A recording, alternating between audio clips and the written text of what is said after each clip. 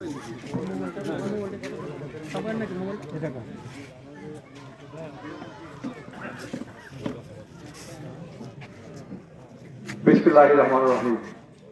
আসসালামু আলাইকুম ওয়া রাহমাতুল্লাহি ওয়া বারাকাতুহু। আপনারা সবাই ভালো আছেন? আমরা ইতিমধ্যে অবগত হয়েছেন আপনারা সারা বাংলাদেশের কৃষি এবং কৃষককে সমবেত করে তাদের উজ্জীবিত করে একটা সুন্দর সুজলা সুফলা বাংলাদেশ গঠনের লক্ষ্যে বিএনপির ভারপ্রাপ্ত চেয়ারপারসন দেশনায়ক তারেক রহমান আগামী দিনের রাষ্ট্রনায়ক। কি আপনারা একমত? উনি এবং বাংলাদেশ জাতীয়তাবাদী কৃষক দল এর সংগ্রামী সভাপতি প্রখ্যাত কৃষিবিদ জনাব হাসান জাফর তুহিন এবং সংগ্রামী সাধারণ সম্পাদক শহীদুল ইসলাম বাবুল নেতৃদ্বয়ের সঙ্গে আলাপ আলোচনার মাধ্যমে সারা বাংলাদেশে একটি ইউনিয়ন পর্যায়ের কৃষক সমাবেশের ঘোষণা দিয়েছেন। আপনারা অবগত আছেন? এই কৃষক সমাবেশে যে ঘোষণা দিয়েছেন এর জন্য উনি একটি নেতৃবৃন্দের সঙ্গে আলোচনা করে আপনাদের জন্য একটি বাণী পাঠিয়েছেন।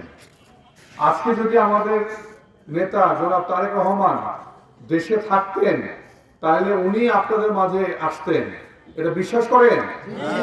ইতিপূর্বে এসছে অনেকবার। উনি একদম মানে প্রত্যেকটা কৃষকের ঘরে ঘরে, প্রত্যেকটা সাধারণ মানুষের ঘরে ঘরে, গ্রামের একদম আনাচা কোণা পর্যন্ত উনি পৌঁছে গেছেন, জান নাই? এরই ধারাবাহিকতায় উনি যেহেতু আজকে ফ্যাসিস্ট সরকারের 15 বছরের নির্যাতনের 16 বছরের নির্যাতনের শিকার হয়ে এই দেশ ছাড়তে বাধ্য হয়েছিলেন, সেই শুধু লন্ডন বসেও আপনাদেরকে ভুলে গেছে? আপনাদেরকে ভুলে নাই। উনি সারাক্ষণ চিন্তা করেন এই অবহেলিত মানুষগুলোকে সাথে নিয়ে কিভাবে একটি সমৃদ্ধ বাংলাদেশ গড়া যায়, এই মানুষদেরকে নিয়ে আগামী দিনে সুন্দর ভবিষ্যৎ কিভাবে গড়া যায় সেই বিষয়ে অভিযোগকরণের লক্ষ্যে আজকে আমাদেরকে পাঠিয়েছেন আপনাদের আজকে এই 3 নম্বর পর্যায়ক্রমে আমাদের নেতৃবৃন্দ, আপনার নাটোর জেলার নেতৃবৃন্দ পর্যায়ক্রমে সমস্ত সারা জেলায় এই প্রোগ্রাম পরিচালনা করবেন। এবং সেই সাথে আজকে আপনার একটা প্রশংসার দাবিদার, সেটা হলো যে নাটোর কৃষক দল অত্যন্ত সুশৃঙ্খল, এবং আসলেও সুশৃঙ্খল বলার জন্য বলা না, অত্যন্ত সুশৃঙ্খল। এবং যারা আপনাদের নেতৃত্ব দিচ্ছেন তারা কি যোগ্য? ওনারা যোগ্য না হলে কি আপনাদেরকে নেতৃত্ব দিতে পারতেন? এবং ওনারা সুশৃঙ্খল, নেতৃবৃন্দ সুশৃঙ্খল বিধায় আজকে কৃষক দলের প্রোগ্রামে যারা এসেছেন প্রত্যেকে সুশৃঙ্খল এবং অত্যন্ত ভদ্রচিত। মামুন ভাই ভয় নাই, রাজপথ ছাড়ি নাই, রাজপথ ছাড়ি নাই, মামুন ভাই ভয় নাই, মামুন ভাই এগিয়ে চলো, আমরা আছি তোমার সঙ্গে, আমরা আছি তোমার সাথে, মামুন ভাই এগিয়ে চলো। ধন্যবাদ। প্রিয় নাটোরবাসী, আমি এখন আপনাদের সামনে দেশনায়ক তারেক রহমান যে বাণী পাঠিয়েছেন সেই বাণী আমি আপনাদের সামনে পড়ে শোনাবো। আসসালামু আলাইকুম। বাংলাদেশ জাতীয়তাবাদী কৃষক দলের উদ্যোগে 3 মাস ব্যাপী সারা দেশে ইউনিয়ন পর্যায়ে কৃষক সমাবেশে উপস্থিত অত্র ইউনিয়নের সকল পর্যায়ের ভাইদেরকে কৃষক দলের পক্ষ থেকে শুভেচ্ছা ও অভিনন্দন জানাচ্ছি। লক্ষ লক্ষ শহীদের রক্তের বিনিময়ে অর্জিত স্বাধীনতার পর এক মহা সংকটে নিপতিত হয় আমাদের এই প্রিয় মাতৃভূমি। সুজলা সুফলা শস্য শ্যামলা আমাদের এই উর্বরা বাংলাদেশ শুরুতেই আওয়ামী দুঃশাসনের কবলে পড়ে দুর্ভিক্ষে নিপতিত হয়। 1975 সালের পট পরিবর্তনের পর সিপাহী জনতার বিপ্লবের মধ্যে দিয়ে জিয়াউর রহমান দেশ ও দেশের মানুষের প্রয়োজনীয় দায়িত্বভার গ্রহণ করেন। দুর্ভিক্ষ কবলিত এই দেশের মানুষের মুখে এক মুঠো খাবার তুলে দেওয়ার জন্য কৃষিক্ষেত্রে কিছু যুগান্তকারী পদক্ষেপ গ্রহণ করেন। ফলে অতি অল্প সময়ের মধ্যে বাংলাদেশে সবুজ বিপ্লব শুরু হয় এবং খাদ্যে স্বয়ংসম্পূর্ণতা অর্জন করে বিদেশে খাদ্য রপ্তানি শুরু করে। কোন মিথ্যা কথা আছে? বিগত 16 বছর কি দেখেছেন? আজকে পত্রিকা আসে আগের সেই স্বৈরাচারী ফ্যাসিস্ট গণবিরোধী প্রধানমন্ত্রী বলতেন যে যেখানে দুর্নীতি সেখানে জিরো টলারেন্স। আসলে কি মুখে আর বাস্তব কি এক ছিল? লন্ডনে দেখেছেন তার এক ভাগ্নি আর এক বোনের মেয়ে টিউলিপ সিদ্দিকী, জানেন না আপনারা? তার মানে কত টাকা নিয়ে গেছে বাংলাদেশ থেকে? শুধু লুটপাট আর লুটপাট আর লুণ্ঠন আর দুর্নীতি, টাকা সমস্ত লুট করে নিয়ে এই দেশ থেকে পালিয়ে গেছে। রক্ষা পেয়েছে না। দুর্নীতি করে কেউ রক্ষা পায় না, অন্যায় করে কেউ রক্ষা পায় না। জিয়া পরিবার এদেশে 3 বার রাষ্ট্রীয় ক্ষমতা এসেছে, মানুষের জন্য দৌড়াইছে, মানুষের জন্য কাজ করেছে বিধায় আবার মানুষ পাগলের মতো জিয়া পরিবারকে খুঁজছে। সঠিক না বেঠিক?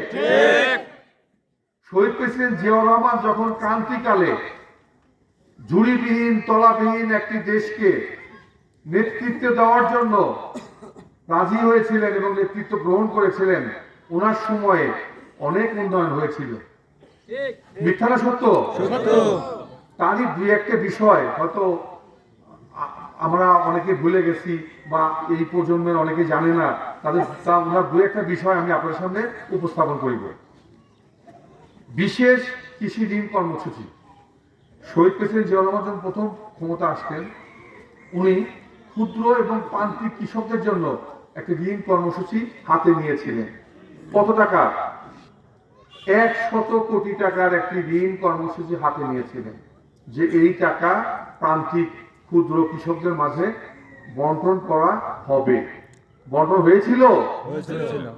বন্টন হয়েছিল বিধায় এই দেশ খাদ্যের স্বয়ংসম্পূর্ণতা অর্জন করে তলাবিহীন ঝুড়িবিহীন দেশকে বিদেশে খাদ্য রপ্তানি করতে সম্ভব হয়েছিল। সঠিক না বেঠিক? জাতীয় বীজ অধ্যাদেশ। ভালো বীজ না হলে ভালো ফসল হবে না। ভালো মানুষ না হলে তার সন্তান কি ভালো হবে না? আপনারা বিগত 15 বছর দেখেছেন 71 সালে লুট হয়েছে, 15 বছর 15.5 বছর ক্ষমতা থেকে লুট করেছে, এই দেশকে সর্বশান্ত করেছে। তাই শহীদ প্রেসিডেন্ট জিয়াউর রহমানের প্রথম শর্ত ছিল ভালো বীজ আনতে হবে, যাতে করে কৃষক ভালো ফসল ফলিয়ে এই দেশকে খাদ্যের স্বয়ংসম্পন্ন করতে পারে। পেরেছিল? কৃষি সংস্কার কর্মসূচি। শহীদ প্রেসিডেন্ট জিয়াউর রহমান কৃষিকে আধুনিকায়ন এবং কৃষিকাজের জন্য আধুনিক যন্ত্র ব্যবহার হয়। আধুনিক যন্ত্র ব্যবহার হলে কি কৃষিতে উন্নয়ন হবে না হবে না? সেই 1977 সাল তার চিন্তা ভাবনা ছিল। তখন কি এই নাটোর এই স্কুল এত উন্নত ছিল না? নিশ্চয়ই আসার জন্য রাস্তাটা অনেক কঠিন ছিল। সেই সময় উনি দেশকে নিয়ে ভেবেছেন, এই দেশের মানুষকে নিয়ে ভেবেছেন, কৃষককে নিয়ে ভেবেছেন। কি ভেবেছেন উনি? যে কৃষিকে উন্নয়ন করতে হলে, কৃষিতে স্বয়ংসম্পূর্ণ দেশে রূপান্তর করতে হলে আমাদেরকে কৃষি কাজের সাথে কৃষি যন্ত্রাংশ ব্যবহারের সুযোগ তৈরি করতে হবে। এরই প্রয়োজনীয়তায় উনি ওনার সময়ে ট্রাক্টর, নিচে থেকে পানি উত্তোলন এবং ডিপ টিউবওয়েল এবং মেশিনের মাধ্যমে ধান মাড়াই যাতে সহজে করা যায়, এই সমস্ত উদ্যোগ উনি প্রথম গ্রহণ করেছিলেন বিধায় এই দেশ কৃষিতে স্বয়ংসম্পূর্ণতা অর্জন করেছিল। খাদ্য নিরাপত্তা নিশ্চিত করো। একটা মানুষের প্রথম শর্ত এবং প্রধান শর্ত হলো, আমাদের মতো অনুন্নত দেশের মানুষের প্রথম শর্ত হলো, আমরা চিন্তা করি যে ঘরে থেকে যখন বের হই তখন ওয়াইফকে জিজ্ঞেস করতে হয় বা গার্জিয়ানকে জিজ্ঞেস করতে হয় আমাদের খাবারের কি অবস্থা, তাই না? আমাদের ঘরে যদি খাবার থাকে আর কোনো টেনশন আছে? আমার ঘরে খাবার থেকে আমি যদি 2 দিন নাও আসি আপনি যদি নাও যান বাসায়, বাচ্চা কাচ্চারা না খেয়ে থাকবে একভাবে, কিন্তু তরকারি ছাড়াও মোটামুটি চলে যাবে। ভালো না খেলেও খাওয়া বন্ধ থাকবে না। তাই শহীদ প্রেসিডেন্ট জিয়াউর রহমান প্রথম চিন্তা করেছিলেন যে এই দেশকে খাদ্যে স্বয়ংসম্পূর্ণ করে খাদ্য নিরাপত্তা নিশ্চিত করলে আমি দেশকে সর্ব বিষয়ে সব দিক থেকে আমি উত্তরোত্তর উন্নতি ঘটাতে পারবো। এই জন্যই উনি এত জনপ্রিয় হয়েছিলেন এবং দেশকে উন্নয়নের চরম শিখরে নেওয়ার রাস্তা প্রস্তুত করেছিলেন এবং এক পর্যায়ে অনেক উন্নত করেছিলেন। সঠিক না বেঠিক?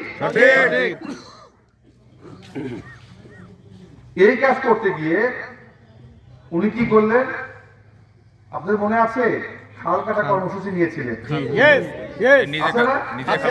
এই খাল কাটা কর্মসূচির মাধ্যমে উনি প্রত্যেকটা গ্রামে এসেছেন এবং গ্রামের সাধারণ কৃষক, সাধারণ শ্রমিকের সঙ্গে বসে উনি নিজে কুদাল হাতে নিয়ে খাল কাটেননি। কাটছে। এরকম নেতা আর আসবে? পাবেন এরকম নেতা? পেয়েছেন? বন্যা হয়ে সিলেটে দেখেছেন, বন্যা হয়ে মানুষ মারা যায়, ডুবে যায়, হেলিকপ্টারে ঘুরে একজন প্রধানমন্ত্রী বলে আমি সব দেখে আসছি। দেখেন না আপনারা? দেখছি। পানিতে নেমেছিল? আমরা একজন ক্ষুদ্র কর্মী, দেশনায়ক তারেক রহমান শুধু লন্ডনে বসে আমাদেরকে নির্দেশ দিয়েছে নোয়াখালীতে, কুমিল্লাতে, ফেনীতে বন্যা হয়েছে। আমরা কিন্তু বুক পর্যন্ত, কখনো গলা পর্যন্ত পানিতে নেমে আমরা চেষ্টা করেছি, আমরা সরকার না, ক্ষমতায় না, আমরা যতটুকু পারি এতটুকু সাধারণ জনগণের মধ্যে পৌঁছে দিতে। ঠিক ঠিক। তারই সন্তান শহীদ প্রেসিডেন্ট জিয়াউর রহমানের সন্তানই আজকে আগামী দিনের ভবিষ্যৎ প্রধানমন্ত্রী দেশনায়ক তারেক রহমান। উনি নির্দেশ দিয়েছেন আপনারা বন্যা দুর্গত এলাকা যান। আওয়ামী লীগের কোন লোকে দেখেছেন আপনারা? তারা কখনো যায় না। উনি কর্মসূচি হাতে নিয়ে খাল খনন করেছেন। খাল খননের মাধ্যমে কি হয়েছে? একদিকে আপনাকে দ্বীপ থেকে নিচ থেকে পানি উত্তোলন করতে হবে না, অন্যদিকে খালের দুই পাশে বিভিন্ন ফলের গাছ হয়েছে না? হয়েছে। ওই এলাকায় কি ফলের ঘাটতি ছিল? না। ফলের ঘাটতি ছিল না। আর ওই পানিতে যে মাছ হয়েছে, ওই মাছেও কিন্তু ওই এলাকায় মাছের কোনো সংকট হয়নি। ঠিক। এটাকেই বলে নেতা, এটাকেই বলে নেতৃত্ব। আগামী দিনে তারই সুযোগ্য সন্তান আসছে, এই নেতৃত্বই দেবেন। আপনারা কি বুঝতে পেরেছেন? Yes. উনি যে গঠনমূলক নেতা, উনি আগামী দিনের যোগ্য নেতা, স্বীকার করেন আপনারা? শহীদ প্রেসিডেন্ট জিয়াউর রহমান আর একটি উদ্যোগ নিয়েছিলেন, পল্লী বিদ্যুৎ আয়ন বোর্ড। আপনাদের মনে আছে এলাকায় আছে পল্লী বিদ্যুৎ বোর্ড? উনি 1977 সালে পল্লী বিদ্যুতায়ন বোর্ড গঠন করেন। উদ্দেশ্য কি ছিল? আমার গ্রামের প্রত্যেকটা ঘরে ঘরে যদি বিদ্যুৎ যায়, তাহলে গ্রাম যদি উন্নত হয়, তাহলে দেশ উন্নয়নের চরম শিখরে যাবে। গ্রামকে উন্নয়ন করতে না পারলে দেশ কি উন্নয়ন হবে? এর প্রথম শর্ত ছিল পল্লী বিদ্যুতায়ন বোর্ড গঠন করে প্রত্যেকটা ঘরে ঘরে বিদ্যুৎ পৌঁছানো। আমাদের দেশে প্রচুর কুশিয়ার হয়, হ্যাঁ, আমরা কুশিয়ার বলি বা আগ বলি, আগ বলি না? আজকে আপনারা চিনিকল দেখেন, নাটোরের পাশে, পাবনার পাশে, মাঝখানে চিনিকল, নাটোরের চিনিকল আছে। এই চিনিকলের বয়স কত? শহীদ প্রেসিডেন্ট জিয়াউর রহমান উদ্যোগ নেন যে আমাদের যে চিনিকল গুলো আছে, এই চিনিকল গুলোকে আমাদের এই আখকে যদি আমরা চিনিতে রূপান্তর করি, তাহলে অবশ্যই আমার কৃষক স্বাবলম্বী হবে, ভালো মূল্য পাবে। তাই উনি প্রথম উদ্যোগ নেন চিনিকল স্থাপনের লক্ষ্যে। উনি কৃষি গবেষণা ইনস্টিটিউট প্রতিষ্ঠা করেন। এই যে আপনারা ইরি ধান দেখছেন না, কি ধান? কোন এক সময় 1 বিঘা জমিতে কতটুকু ধান হতো? 2.5 মণ, 3 মণ, সর্বোচ্চ 4 মণ, 4.5 মণ ধান হতো বা 5 মণ ধান হতো। এর চেয়ে বেশি হতো? উনি পরবর্তীতে চিন্তা করলেন যে এই ধানে কিন্তু আগামী দিনে আমার জাতি যেভাবে বৃদ্ধি পাবে, সেইভাবে কিন্তু এই ধানে কিন্তু হবে না, আমার খাদ্য নিরাপত্তা নিশ্চিত হবে না।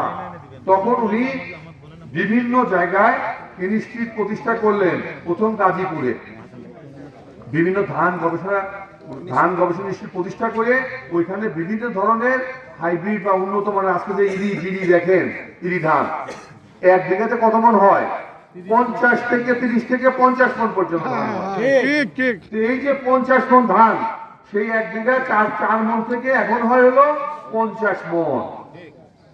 এটা শহীদ প্রেসিডেন্ট জিয়াউর রহমানের অবদান।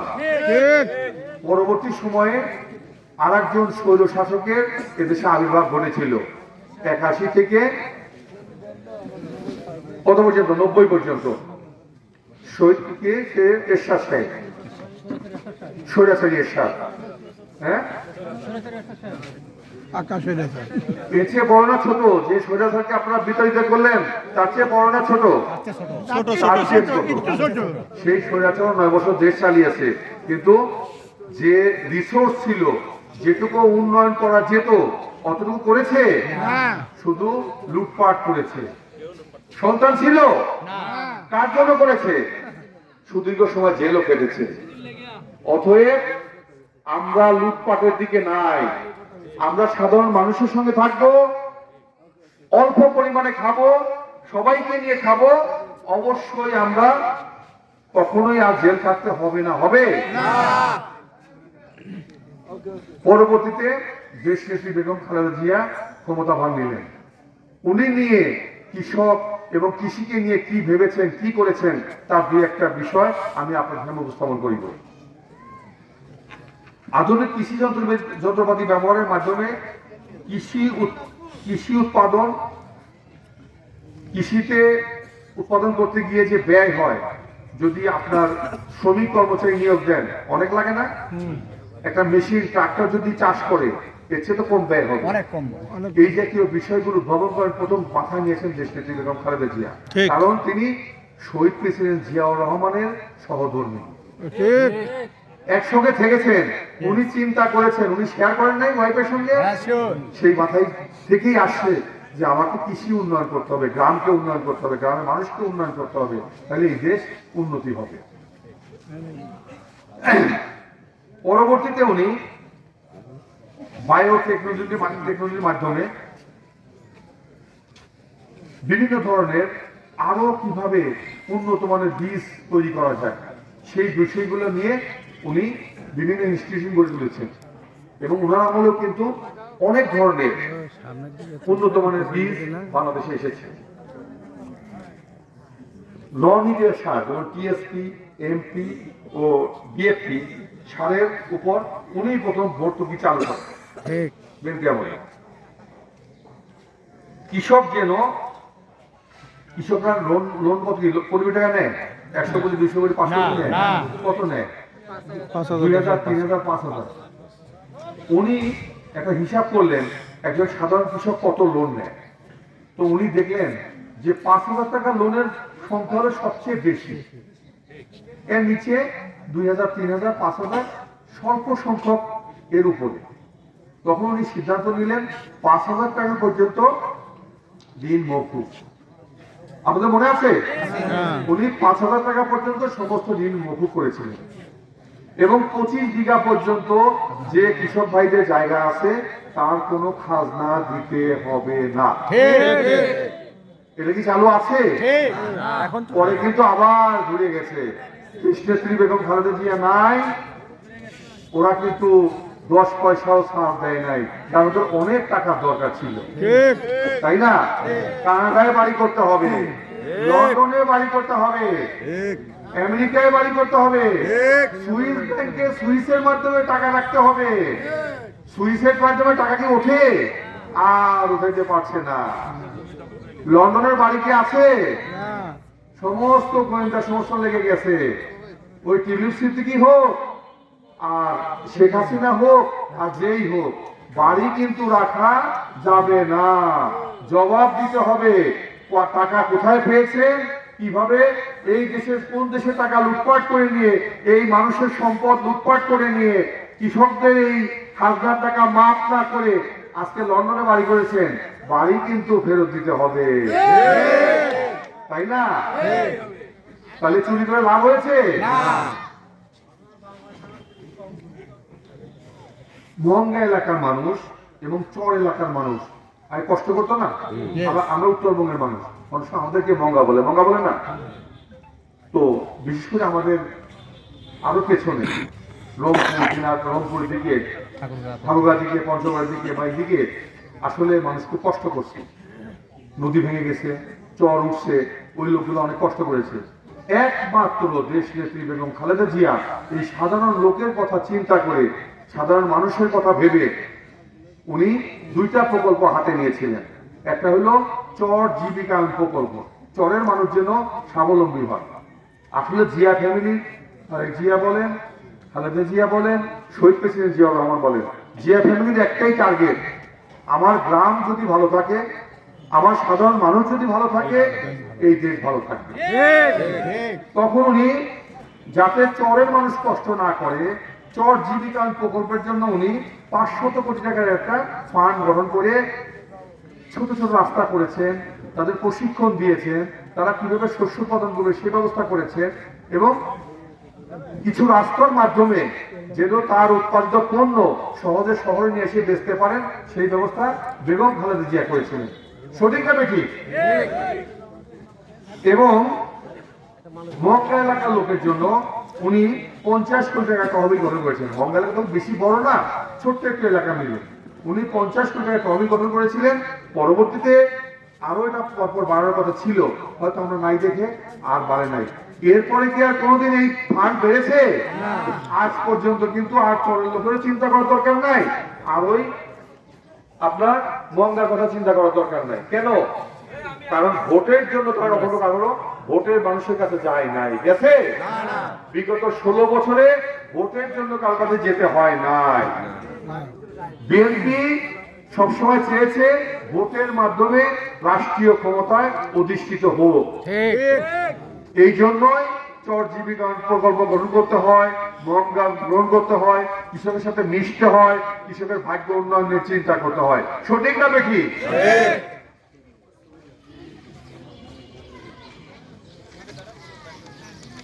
পরবর্তীতে আমরা 16.5 বছর দেখেছি এতে কি হয়েছে। কৃষক ভাইয়েরা কি সার পেয়েছেন? পেতে হলে কোথায় যেতে হতো? আওয়ামী চক্রান্তকারী, আওয়ামী দালাল, আওয়ামী বোকারের কাছে যেতে হতো, তাই না? সমস্ত ওদের দখলে ছিল। সার বীজ কিনতে গেলে ওদের কাছে যেতে হতো। 1 টাকার মাল 10 টাকা দিয়ে কিনতে হয়েছে না? এবং তারা এইভাবে সিন্ডিকেট করে কানাডায় বেগমপাড়া বানিয়েছে। বেগমপাড়া বোঝেন কারা? সাহেবরা থাকে দেশে, সাহেবের ওয়াইফ কি বলে? বেগম বলে না, বেগমরা যায় থাকে কানাডাতে কাজ করে। কানাডায় কি আমাদের মতো নর্মাল যে একটা বিস্কুট খেলাম, একটা গ্লাস পানি খেলাম হয়ে গেল? ওখানে একবার নাস্তা খেতে অনেক টাকা লাগে। টাকা পেয়েছে কোথায়?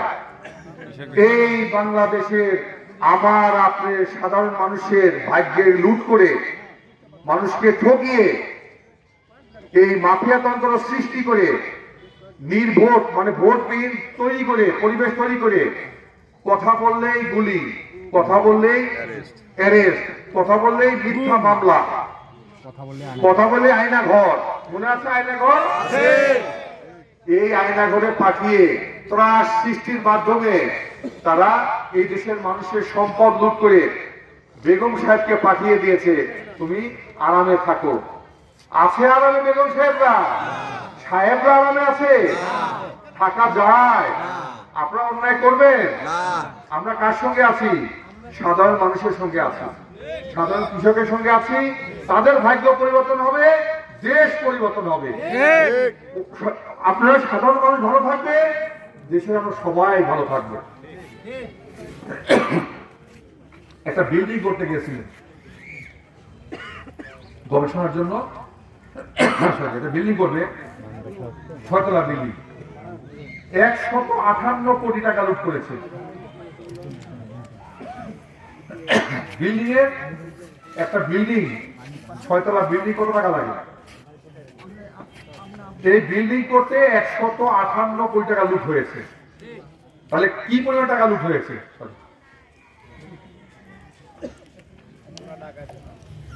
এ ডাকাতি বলে? ডাকাতি যে বড় দোষ থাকে তারা তাই করেছে। তাহলে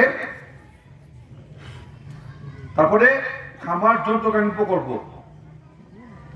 তারা বিভিন্ন সময় এখানে আপনার অনেক লোকই বিদেশে যান, আমরা মাঝে মাঝে বিদেশ যাই, গেলে এয়ারপোর্টে একটা ফিঙ্গারিং সিস্টেম থাকে, যখন একটু চাপ দেওয়া যায় সঙ্গে সঙ্গে ফিঙ্গার হয়ে যায়।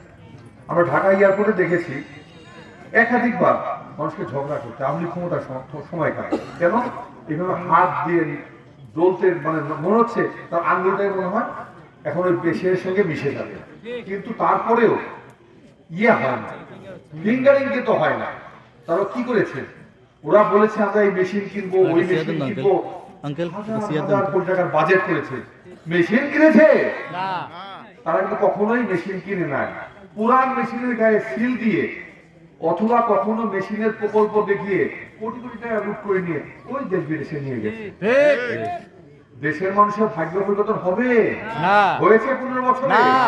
শুধু অভাব আর অনটন ছাড়া কিছুই আমরা পাইনি, পেয়েছি ঋণের বোঝা চাপাই দিছে। আরো হাজার হাজার কোটি টাকা ঋণ বিদেশ থেকে নিয়ে আসছে, নিয়ে এসে প্রকল্প নাম বলে আবার নিয়ে গেছে নিজের পার্সোনাল অ্যাকাউন্টে, দেখেছেন না? ঠিক। দুবাইতে মেয়ের জামাই, তার একমাত্র মেয়ের জামাই সারাসারি হলো, মেয়ের জামাই সারাসারি হলো কেন? এই দুর্নীতি টাকার জন্য। মনে আছে আপনাদের? জামাই নেই, কি করবে টাকা দিয়ে? সংসারই নাই, ইনকাম কার জন্য করেন? ছেলে মেয়ে ভাই বোন আত্মীয় স্বজনের জন্য। সংসারই নাই, টাকা দিয়ে কি করবেন? কেন লুট করলেন? বরং এই সাধারণ মানুষের মধ্যে টাকাগুলো রাখতেন, সাধারণ মানুষ ভালো থাকতো, আপনার দোয়া পেতেন, তাই না? যে ফ্যামিলি ডাক দিলে লোক লক্ষ লক্ষ কোটি কোটি লোক মানে ইয়ের মধ্যে চলে আসে, ফ্যামিলি বাসিয়ালার মধ্যে চলে আসে, অন্য দলের লোক খুঁজে পায় না। দেখছেন না, আমি আমলে অনেক মিটিং করেছে, লোক পেয়েছে। আর জিয়া ফ্যামিলি কেউ নাই বাংলাদেশে। আমাদের মাননীয় মহাসচিব মির্জা ফখরুল ইসলাম আলমগীর মিটিং করতে গেছে, আমাদের কৃষক দলের সম্মানিত সভাপতি আমরা হাসান জাবির তুহিন এবং শহীদ হোসেন বাবুল আমরা মিটিং করতে গেছি, মাঠ না বিশাল বিশাল মাঠ ভরে গেছে। আর তারেক জিয়া এসে মিটিং করলে কি হবে? হ্যাঁ, আলাদা এই দেশকেই একটা মাঠ করতে হবে, ঠিক না? ঠিক। কেন? কারণ সারা জীবন তাদের নিয়ত হলো সাধারণ মানুষের পাশে থাকা, সবার সেবা করা। তাই উনি যদি আগামী দিন ক্ষমতায় আসতে পারেন, এই দেশে যদি আপনাদের সাধারণ মানুষের ভাগ্য পরিবর্তন করতে হয়, ওনাকে প্রয়োজন আছে না নাই? ওনাকে আনতে গেলে কি করতে হবে? আমাদের এই মাঠ পর্যায়ে আমরা আসছি কেন? এই বিষয়টাই জাগ্রত করার জন্য, যে আগামী দিনে দেশ নেতা তারেক রহমান যদি ক্ষমতায় আসেন, তাহলে দেশের সাধারণ মানুষের ভাগ্য পরিবর্তন হবে, কৃষকের ভাগ্য পরিবর্তন হবে, কৃষি উন্নয়ন হবে, শ্রমিকের ভাগ্য পরিবর্তন হবে, সন্ত্রাস নির্মূল হবে, সিন্ডিকেট চলে যাবে।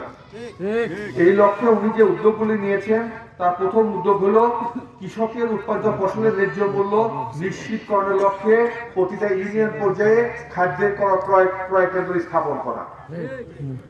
ঠিক আছে?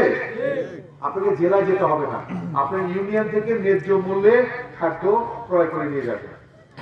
2 নম্বর উদ্যোগ নিয়েছেন শস্য বীমা চালু করা। বীমা বোঝেন আপনারা? আপনার রিস্ক অন্যের কাছে বুঝাই দেওয়া। কিভাবে?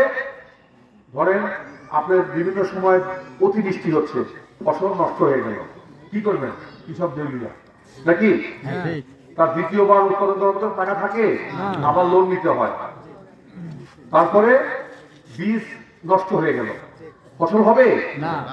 আবার কখনো অতিরৌদ্র, বৃষ্টি নাই, ফসল হবে না। তাই দেশ নেতা তারেক রহমান আগামী দিনে সিদ্ধান্ত নিয়েছে নামমাত্র মূল্যে একটি বীমা প্রচলন করবেন, নাম হবে কৃষি বীমা। কৃষক তার কৃষি পণ্য যেন উৎপাদন করতে গিয়ে বাধাগ্রস্ত না হয়, এক সিজন যদি সে বাধাগ্রস্ত হয়, পরের সিজন যেন সে উৎসাহী নিতে পারে, দেউলিয়া না হয়, ক্ষতিগ্রস্ত না হয়, পুনরায় যেন এই একজন কৃষক বেরিয়ে হওয়া মানে, একজন কৃষক ক্ষতিগ্রস্ত মানে পুরো জাতি ক্ষতিগ্রস্ত হয়, সাধারণ সরবরাহে ক্ষতিগ্রস্ত হয়। আমরা কি বুঝি সেটা? পেঁয়াজ 100-150 টাকা কেজি কিনেছি, কেন কিনলাম? 270 করে কিনেছি, কেন কিনেছি? এক হলো ওদের সিন্ডিকেট, আর হলো আমাদের প্রকৃত উৎপাদন আমরা করতে পারি না। আশা করি ইনশাল্লাহ এবার যেভাবে উৎপাদন হচ্ছে আগামী দিন আমরা পেঁয়াজ কিনবো না। দাদা বললো অলরেডি আমাদের পাশের দেশ অলরেডি তারা কান্নাকাটি শুরু করে দিয়েছে, দেখেছেন আপনারা? তাদের কথা শুরু হয়ে গেছে। তা আমরা চাই আমার কৃষক যেন স্বয়ংসম্পূর্ণ হয়, আমার কৃষক যেন স্বাবলম্বী হয়, তার জন্য বীমার ব্যবস্থা করেছেন উনি, করবেন উনি। শেষ সংকট নিরসনে শহীদ প্রেসিডেন্ট জিয়াউর রহমান যে সমস্ত খাল খনন করেছিলেন, এরপরে কি আর খাল খনন বেড়েছে? না। আগামী দিনে দেশ নায়ক তারেক রহমান নতুন করে পুরনো খালগুলো সংস্কার করবেন এবং সারা বাংলাদেশে পর্যায়ক্রমে উনি এই খালকে সারা বাংলাদেশে বিস্তার ঘটাবেন। এতে কি লাভ হবে? লাভ হবে মাটির নিচে থেকে ডিপ টিউবওয়েলের মাধ্যমে যেন ডিজেল এবং বিদ্যুৎ পুড়িয়ে পানি উত্তোলন করতে না হয়। আর দুই পাশে যে ফসল হবে, ফলমূল হবে, সেগুলো যেন ওই এলাকার সাধারণ মানুষ যেন এই ফলমূল যেন তাদের পূরণ হয়, ফলের অভাব পূরণ হয়। তৃতীয়ত কি, ওই পানিতে যে মাছ হবে ওই এলাকার মাছের কোনো সমস্যা থাকবে না।